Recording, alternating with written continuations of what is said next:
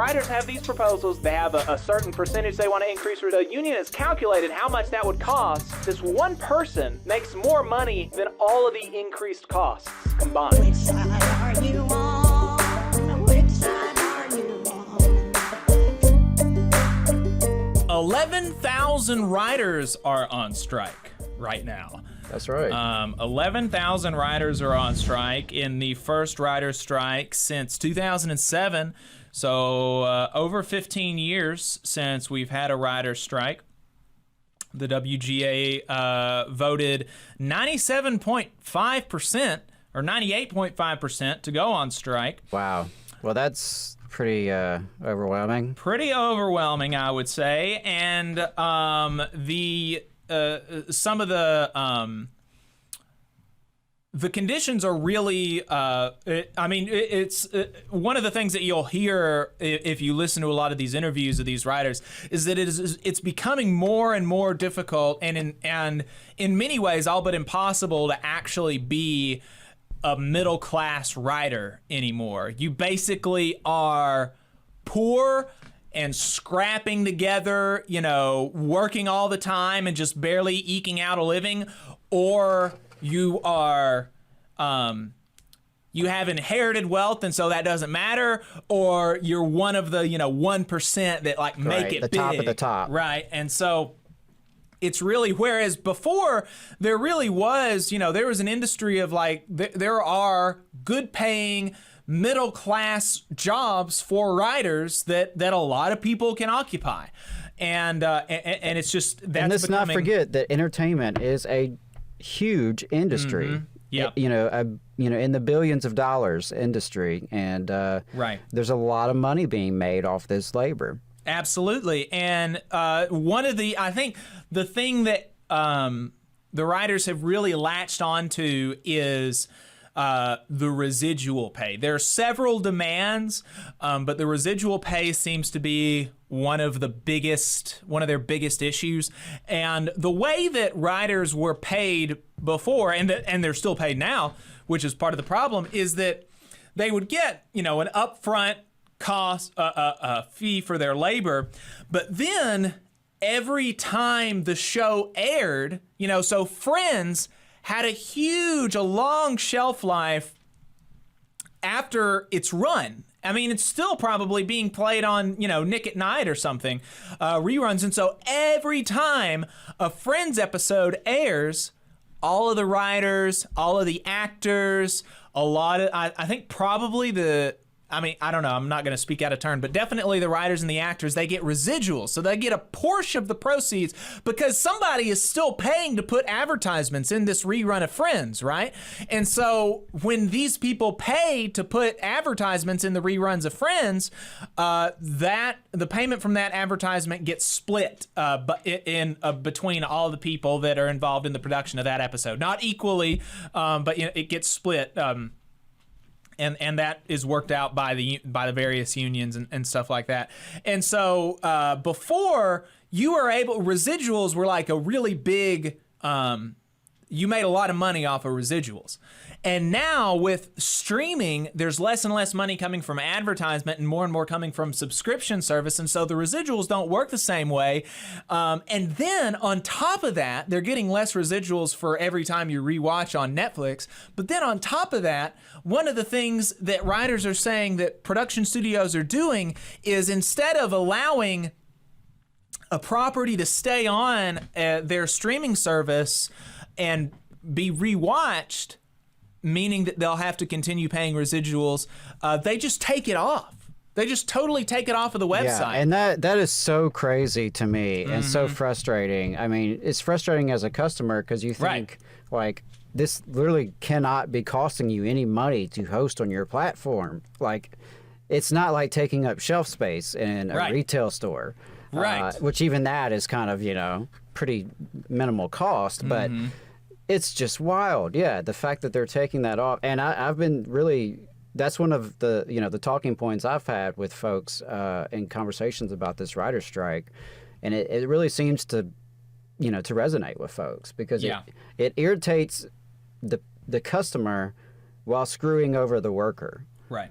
And, God, yeah, it's amazing they hit that sweet spot, right? Yeah, it is. They're really getting screwed over. And there was one interview that I saw from a writer on More Perfect Union that said that for a project that they worked on, if it was similarly successful before the streaming era, they would have made $20,000 in residuals, and but instead they made $23. Wow. And so, that really shows you that's probably an extreme example, and that disparity is not going to happen just a whole lot. But that kind of illustrates to you the problem. But overall, writers, when you account for inflation over the past 20 years, have seen a 23% decrease in their salaries, in the amount that they're paid, and so they're really fighting a lot of battles. But they have some other demands, and so I'll read some of these to you from the WGAs. Like, they're being really public with the way that they're negotiating, and so they have this list of things that they're wanting addressed in their proposals. And so one of them is increasing the minimum compensation to address the devaluation of writing in all areas of television, new media, and features. And so that is going to basically shift a lot of the compensation from the residuals from the lifetime of the product to the front end, since they're not making residuals as much. Also, standardizing the compensation and residual terms for features, whether released theatrically or on streaming. Addressing the abuses of mini rooms, which I've not heard as many interviews with writers about these, but basically it's they're cutting staff, right? And that's basically the crux of it, is they're using mini rooms, mini writers' rooms to cut staff. They also want to ensure appropriate television series writing compensation throughout the entire process of pre-production, production, and post-production. And so one of the things that I've seen there is that, like, there's just a lot of work that actually goes unpaid before you start getting paid for it. And then there are some times that you do all this unpaid work and then you don't get paid for it because the project never gets the green light. They want to also expand span protections to cover all television writers. Not sure what that means, to be completely honest. They want to apply MBA minimums to comedy variety programs made for new media, increase residuals for undercompensated reuse markets, restrict uncompensated use of excerpts. They have some pension plan and health funds. They want increased contribution to that. And they want some professional standards. So they want to require weekly payment of compensation and a minimum of 2 steps for feature contracts in which compensation falls below a specified threshold. They want to strengthen regulation of options and exclusivity in television writer employment contracts. They want to regulate use of material produced using artificial intelligence, which is very important. They want to enact measures to combat discrimination, and they want to revise and expand all arbitrator lists. And so there's you can see there's a lot of things there that some of those are kind of in the weeds for people that are not writers, but there's a lot of stuff that's really easy to understand. And the crux of it is that they're trying to cut staff, they're trying to cut pay and increase hours worked and have more flexibility over their workforce, which is just not good for the worker. And so they're fighting back against this, and of course we support them, and we are certainly hope to see them successful. And Adam Conover, we're going to be playing a clip from him in just a second, but he mentioned on CNN, and we're not going to play this clip, but it's a good one if you want to look it up. Adam Conover on CNN recently, he talked about how the CEO of Warner Brothers, which is just one of the big media companies, makes more money, if I'm remembering right. And you can go look up this CNN clip, and maybe when we clip this segment, I'll have Joe actually put it in. What do you say to those that run this industry that say, look, times are changing. We are not making as much money as we once did. This is not the golden era of television, although some of us would argue the shows are great. What do you say to them? So I'd point out the fact that David Zaslav, the CEO of Warner Brothers Discovery, which is, the parent company of the network I'm talking to you on right now, was paid $250 million last year, $250 million. That's about the same level as what 10,000 writers are asking him to pay all of us collectively, all right? So I would say if you're being paid $250 million, Ted Sarandos made about $50 million last year. These companies are making enormous amounts of money. Their profits are going up. It's ridiculous for them to plead poverty when the writers who are making their shows, some of them are not able to pay their rent or their mortgages. I literally know writers who have had to go on assistance because they have not been able to make their year. If you look at these companies, they're making more money than ever. It's the people who make the shows for them that are making less. Adam Conover, thank you so much for coming on. Because you ruined everything. You may have just ruined my career, but I don't mind. Appreciate you coming on and being very honest and candid with me. I should be in the writer's room, I think, John. But the CEO of Warner Brothers makes more money than if the employers agreed to all of the conditions that the writers are asking for all 11,000 of them. So, the writers have these proposals. They have these, they want to, they have a certain percentage they want to increase residuals to. They want to increase minimums, all this stuff. The union has calculated how much that would cost, and across all 11,000 writers across the entire industry. And this one person makes more money than all of the increased costs combined. I mean, he makes $250 million. $250 million. One guy. Warner Brothers Discovery CEO, David Zaslav. Yeah, really, really crazy stuff. So this is absolutely not a situation of they don't have the money, the industry is not successful enough to pay these people what they're asking for. The money's there. It's just going to millionaires and billionaires instead of the people who actually do the work, right? Because and some of the people on the picket line have been mentioning this. When you put CEOs in a creative's job, you get something like Quibi. This totally failed experiment in short form content that was completely directed by business freaks instead of writers and artists and things like this. So we want writers to be driving the artistic production in television and all this kind of stuff. And so it's important that this strike succeeds. And so Adam Conover talked about the experience of being on the picket line, actually, and it was really cool. So I wanted to play it for y'all here. First action, and there was a moment, a week or two ago where I was like, I don't want to go on strike. There's other shit I want to do. I got my career I want to worry about. I got a podcast, I'm making videos, I want to pitch to TV shows. I don't want to do this. None of us want to be here, right?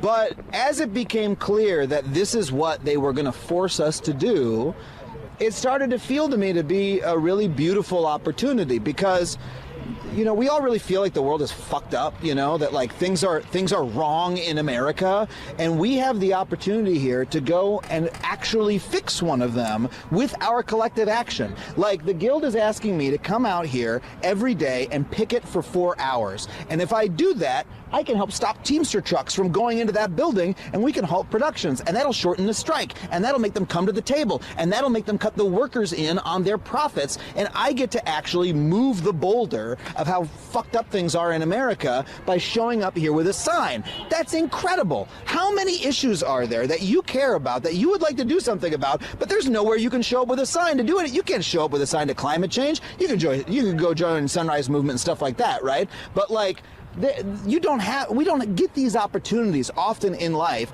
to step up and actually fucking do something, and it's incredible.